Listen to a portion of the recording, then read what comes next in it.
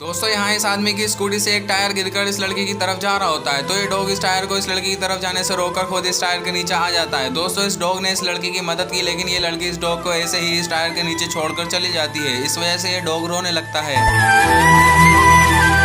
दोस्तों यहाँ ये बच्चा अपनी इस बॉल से खेल रहा होता है, तभी इस बच्चे की बॉल पानी में चली जाती है। तो ये डॉग इस बच्चे की बॉल को पानी में से लाकर इस बच्चे के पास रख देता है ताकि बच्चा पानी में ना जाए। तभी इस बच्चे के पापा आते हैं और ये समझकर इस बच्चे को अपने साथ ले जाते हैं कि ये डॉग इस बच्चे को परेशान कर रहा है।